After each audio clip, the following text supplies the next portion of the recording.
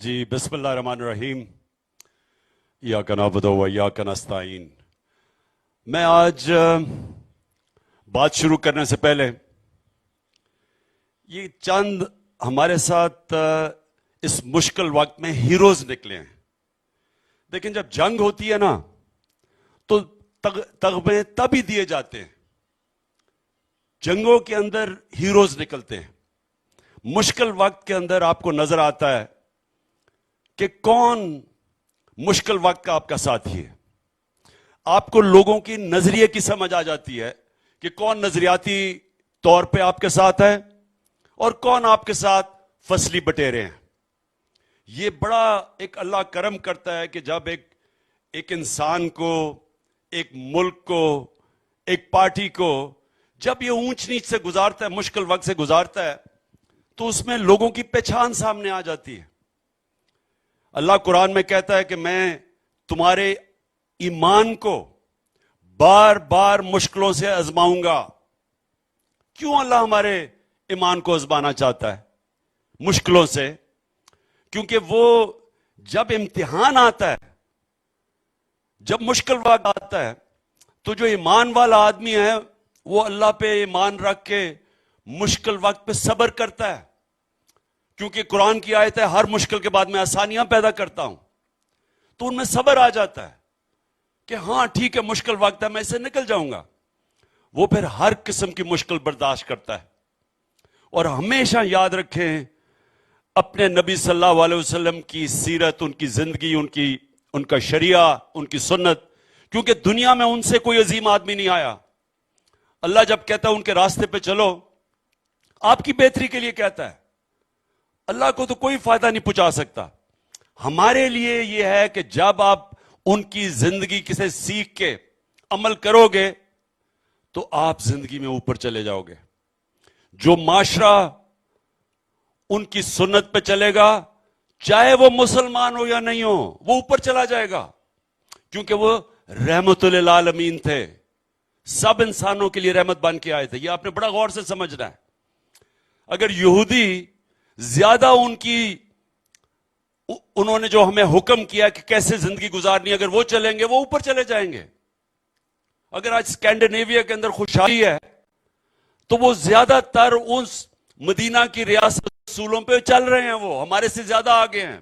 وہ عدل اور انصاف ہے، انسانیت ہے، فلاحی ریاست ہے، میرٹ ہے، وہاں ظلم نہیں ہے، وہاں قبضہ گروپ نہیں ہے۔ اللہ کا برکت آ جاتی ہے ان معاشروں کے اوپر، کیونکہ وہ بھی رب العالمین ہے، سب انسانوں کا رب ہے۔ تو یہ آپ نے بات سمجھنی ہے۔ علامہ اقبال یہ سمجھانے کی کوشش کرتے رہے، لوگوں کو، ہندوستان کے غلام مسلمانوں کو جگانے کی کوشش کرتے رہے، بتاتے رہے کہ ایک دفعہ ہم عظیم قوم تھے۔ کیوں تھے؟ وہ کون سی صفتیں تھیں جنہوں نے ہمیں عظیم قوم بنایا؟ اور آج ہم کیوں غلام بنے ہوئے ہیں، چونٹیوں کی طرح زمین میں پھر رہے ہیں، جن کی اہمیت ہی کوئی نہیں ہے۔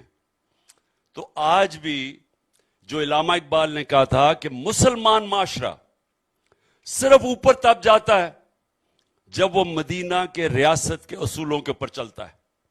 اور وہ اصول سب کو، آپ کو پتا ہونا چاہیے، میری پارٹی کو، میرے کارکنوں کو، سب کو وہ اصول پتا ہونے چاہیے کہ وہ کیا اصولوں کے اوپر انہوں نے وہ ایک ریاست قائم کی تھی جنہوں نے دنیا کی تاریخ کا سب سے بڑا انقلاب لے کے آئے تھے۔ سب سے پہلے عدل اور انصاف، سب سے پہلی چیز۔ انسانی معاشرہ بنتا ہی نہیں ہے اگر عدل اور انصاف نہ ہو۔ وہ پھر جانوروں کا معاشرہ بن جاتا ہے۔ مائٹ از رائٹ، طاقت کی حکمرانی، جو آج پاکستان میں ہے۔ یاد رکھیں ہم انصاف کے انڈیکس میں 140 ملکوں میں پاکستان 129 پہ ہے، صرف 11 کم ہے سب سے ناانصافی والے 140 ملکوں میں۔ ہمارا وہ آج حالات ہے، اور اسی لیے آج خوشحالی پاکستان میں نہیں ہے۔ اس لیے نہیں ہے کہ جس معاشرے میں انصاف نہیں ہوتا وہ خوشحال نہیں ہوتا۔ دوسری چیز، فلاحی ریاست، انسانیت کا نظام، جدھر ہم پرواہ کرتے ہیں، ہمارے میں رحم ہوتا ہے، ہمارے میں احساس ہوتا ہے کمزور طبقے کا، جو پہلی دفعہ مدینہ کی ریاست میں ریاست نے ذمہ داری لی اپنی بیواؤں کی، اپنے یتیموں کی، اپنے غریبوں کی، اپنے بوڑھوں کی، معذوروں کی. یہ کبھی پہلے نہیں تھا. پہلی دفعہ دنیا کی تاریخ میں کیسی انسانیت پہ ریاست بنی تھی. اور تیسری چیز، لا الہ الا اللہ، کوئی نہیں ہے خدا سوائے اللہ کے. کوئی بھی مسلمان ریاست جو لا الہ الا اللہ پہ کھڑی ہوتی ہے وہ کبھی کسی سپر پاور کے سامنے نہیں جھکتی، وہ غلامی کسی کی نہیں کرتی. وہ آزاد اور خوددار قوم ہوتی ہے، اس میں غیرت ہوتی ہے. وہ ہاتھ پھیلاتے نہیں ہیں دوسرے ملکوں کے سامنے. ان کا پرائم منسٹر جا کے یہ نہیں کہتا کہ میں مانگنے تو نہیں آیا لیکن میں مجبور ہوں. وہ یہ نہیں کہتا. وہ خوددار ہوتا ہے. کیونکہ ہم کس کی امت ہیں؟ دنیا کے سب سے عظیم لیڈر کی ہم امت ہے. نبی صلی اللہ علیہ وسلم جب 2 سپر پاورز تھیں، ابھی مسلمان تھوڑے سے ہی تھے، وہ خط لکھتے ہیں ایک سپر پاور کے سربراہ کو اور پھر دوسرے سپر پاور کے سربراہ کو، اور اناؤنس کرتے ہیں کہ میں اللہ کا پیغام لے کے آیا ہوں، اور اگر تم مانو گے تو اپنی بہتری کے لیے اس پیغام پہ چلو گے، نہیں تو تم تباہ ہو جاؤ گے. اور وہی ہوا. 10 سال اس خط کے بعد دونوں سپر پاورز نے گھٹنے ٹیک دیے. یہ تاریخ کا ایک حصہ ہے، یہ کبھی ایسے نہیں ہوا. اس لیے میرے تحریک انصاف کے کارکنوں، ہمیشہ سمجھنا کہ آپ ایک نظریاتی لوگ ہیں. آپ کا نظریہ کیا ہے؟ آپ کا نظریہ ہے جو کہ جس میں یہ پاکستان جس نظریے پہ بنا تھا، اسلامی فلاحی ریاست، اور وہ تھی ماڈل تھا مدینہ کا. اور آپ کا نظریہ آج یہ ہے کہ ہم حقیقی آزادی چاہتے ہیں. ہم حقیقی آزادی کا مطلب کیا؟ یہ آپ کو سب کو پتا ہونا چاہیے. آزاد وہ معاشرہ ہوتا ہے جدھر لوگوں کے حقوق کی حفاظت کرتا ہے اس کی عدلیہ، جس کو فنڈامنٹل رائٹس کہتے ہیں. ہمارے حقوق کی حفاظت جب ایک ملک کی عدلیہ اور اس کے آئین کرتا ہے تو ہمیں آزاد ہو جاتے ہیں. آج مغرب میں کیوں پاکستانی جاتے ہیں؟ یورپ میں، امریکہ، انگلینڈ کیوں جاتے ہیں؟ کیونکہ وہاں اگر آپ ان کے قانون کے اوپر چلیں، ان کے آپ ٹیکسز دیں، آپ آزاد ہو جاتے ہیں. کوئی آپ کو تنگ نہیں کر سکتا. آپ کو ریاست پروٹیکٹ کرتی ہے. بشک آپ دوسرے ملک سے آئے ہوں، آپ کو پروٹیکشن دیتی ہے. کوئی آپ کی زمینوں پہ قبضہ نہیں کر سکتا. کوئی آپ کے گھر سے باہر نہیں نکال سکتا. کوئی اسٹیٹ آ کے آپ سے رشوت نہیں مانگتی. تھانوں میں ذلیل نہیں ہوتے. وہ تھانہ کچہری کی پالیٹکس نہیں ہے، پروٹیکشن ہے، کیونکہ وہاں انصاف ہے. میرے کارکنوں تحریک انصاف کی یاد رکھیں، آزادی تب تک نہیں آئے گی جب تک اس ملک میں انصاف نہیں آتا. اور انصاف تب آئے گا جب قانون کے سامنے سب ایک برابر ہوں گے. یہ نہیں ہے کہ طاقتور ڈاکہ مار کے این آر او لے لے، رات کو ویگو ڈالے آئیں اور آپ کو اٹھا کے لے جائیں. جس طرح ہمارے بیچارے عطار رحمان کو، ہمارا ایک ینگ لڑکے کو اٹھا کے لے گئے، ابھی تک 6 دن ہو گئے پتہ نہیں چلا کدھر گیا.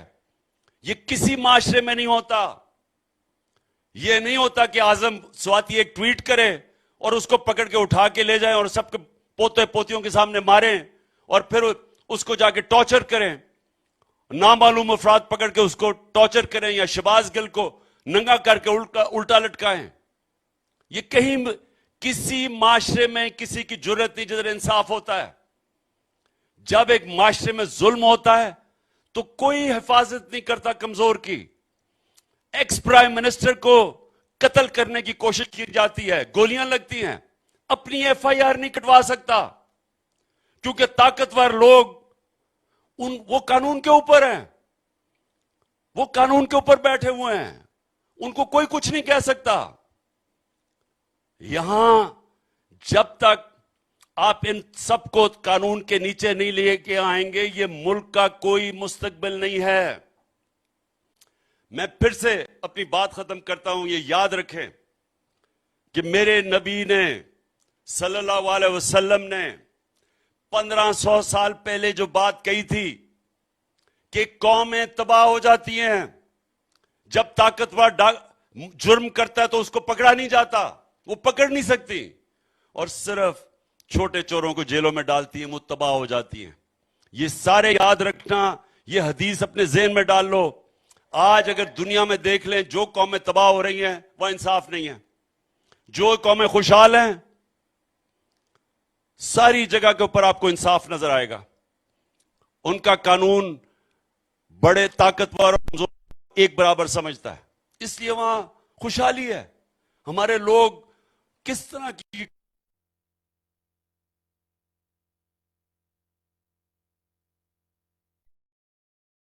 کیونکہ وہ جانا چاہتے ہیں ان ملکوں میں جو انصاف ہے، کیونکہ جن ملکوں میں نا انصافی ہے وہاں تو غربت ہے، ساری دنیا اٹھا کے دیکھ لیں۔ تو یہ ہے ہماری جنگ۔ میں صرف آپ کو بار بار بتانا چاہتا ہوں، آپ تحریک انصاف کے کارکن ہیں، آپ نظریاتی لوگ ہیں۔ حقیقی آزادی ہے کیا؟ حقیقی آزادی آج ہم سب جو جدوجہد کر رہے ہیں، ہم اپنے ملک کو حقیقی طور پہ آزاد کرنے کی اس لیے ہم لگے ہوئے ہیں سب۔ ہم یہ جو ساری ہمارے لوگوں نے قربانیاں دی، جو ذل شاہ نے شہادت دی، یہ سارے اس چیز کے لیے ہیں۔ جو ہمارے لوگوں نے جیلوں میں وقت گزارا، جن کے اوپر تشدد کیا گیا، ہم ایک آزادی کی جنگ لڑ رہے ہیں، اور یہ ہماری جنگ وہ ہے جو ایک پرامن جنگ ہے۔ ہم کوئی توڑ پھوڑ نہیں کر رہے، بندوقیں نہیں اٹھا رہے۔ ہماری کوشش ہے کہ بیلٹ کے ذریعے، ووٹ کے لیے ذریعے ہم اس ملک میں تبدیلی لے کے آئیں۔ اور مشکل یہ ہے کہ جو ہمارے مخالف ہیں، وہ جس طرح بچپن میں زمان پاک میں بار بار کہتا ہوں ہم کرکٹ کھیلتے تو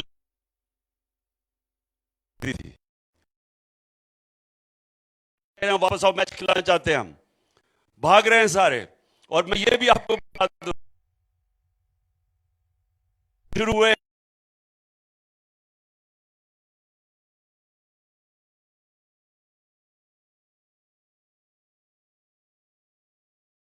ان کو ای سی ایل پہ رکھ کے الیکشن کروانا، کیونکہ ہم یہ نہیں چاہتے کہ یہ ملک سے بھاگ جائیں۔ اور میں آخر میں فیصل جاوید آپ کو، ابرار آپ کو، اور نجم شراز آپ کو خاص طور پہ میں آج آپ کو اسپیشلی خراج تحسین پیش کر رہا ہوں کہ آپ نے آ کے لوگوں کو جس طرح موٹیویٹ کیا، لوگوں کو آپ نے انٹرٹین کیا۔ نجم شراز جس طرح آپ نے رمضان کی افطاریوں کے اوپر نعتیں پڑھی، حمد پڑھی، لوگوں کو بتانے کی کوشش کری کہ ہم انسان اور جانور میں فرق کیا ہے۔ انسان تو دنیا، جانور بھی آ کے دنیا میں وہ بھی کھا پی کے بچہ پیدا کر کے چلا جاتا ہے۔ انسان تو وہ ہوتا ہے جس کا ایک بڑا مقصد ہوتا ہے زندگی میں۔ جب تک آپ میں بڑا مقصد نہیں، ہم جانوروں کے لیول کی زندگی گزارتے ہیں۔ تو اس لیے نجم نے پوری کوشش کی لوگوں کو جگانے کے لیے، اپنا مقصد بتانے کے لیے۔ قرآن میں جو ہے کہ اپنا مقصد پہچانو، اللہ نے کسی مقصد کے لیے پیدا کیا ہے، اور اس وقت ہم سب کا مقصد حقیقی آزادی ہے۔ جی فیصل، بہت بہت شکریہ۔